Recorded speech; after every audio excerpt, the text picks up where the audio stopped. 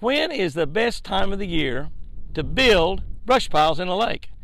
To put brush piles in a lake? To attract fish? When is the best time of the year to do that?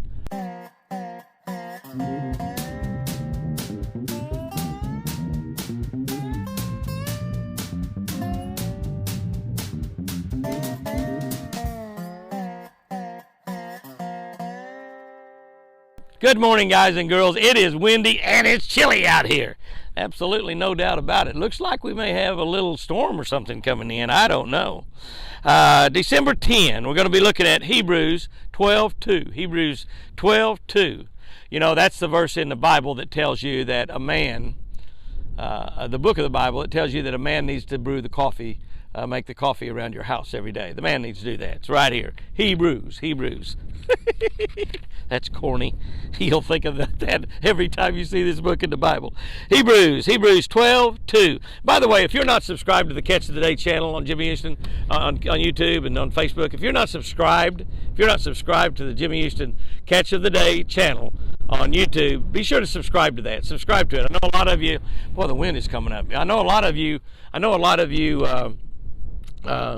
read this in Facebook. I know a lot of you look at it on YouTube and Facebook every single day, but make sure you're subscribed to that channel. Make sure you hit that little bell where that thing will ding. We do these every morning at 5 o'clock in the morning Central Time. We don't necessarily do them every morning at 5 o'clock Central Time because it's dark, but we post them every morning 5 o'clock Central Time, and that thing will ding, and it'll let you know that we've posted a new video, and you can run over and look at it real quick. They're 4, 5, 6 minutes long. They don't take very long. We're looking at Hebrews 12:2. Oh, this is a great one. Let us look only to Jesus, the one who began our faith and who makes it perfect. We all need more faith. We all need perfect faith. You know what Jesus said one time?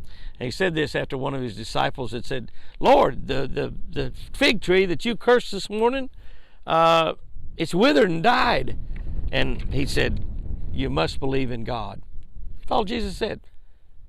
Believe in God. And he had said one time about, you know, if you've got enough faith, you can look at that mountain and say, mountain, go throw yourself into the sea, and it will.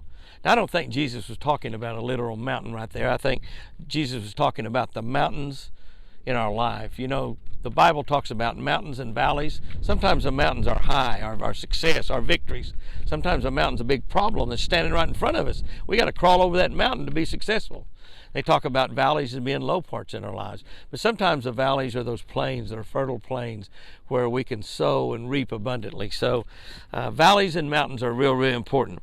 Look only to Jesus, the one who began our faith and who makes it perfect. Here's what I wrote about that. I've said that many times that the only perfect cast is one that comes back with a fish attached to the end of it. That's right. That's a perfect cast. Perfect casts are hard to come by, and some days they hardly happen at all. I've had days where there was no perfect cast. Jesus is the sole perfect reason for our faith. Without Jesus, it's cold. Without Jesus, we'd have no hope of forgiveness. We'd have no hope for grace and mercy, and we'd have no chance for eternity. We would spend eternity in hell if it wasn't for Jesus. We'd have no real reason for living. Think about that. Jesus is actually our reason for living today, tomorrow, next week, next month, 20 years from now, 1,000 years from now. Jesus is where our eyes must focus daily. Jesus is where we look to handle life's problems, both big and small. Jesus is a friend when we're lonely, a safety net when we're scared. Jesus loves. Jesus heals. He strengthens. He encourages. Is there really anything or anyone else in whom we could have perfect faith? We can only have perfect faith in Jesus Christ. Here's our tip for this week. Here's our tip. It's about those brush piles I was talking about. When is the best time to build a brush pile? Well, I'm going to tell you. Probably you already knew.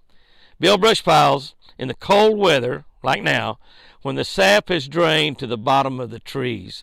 Now, you know why you do that? You know why you do that? because it will make them sink better.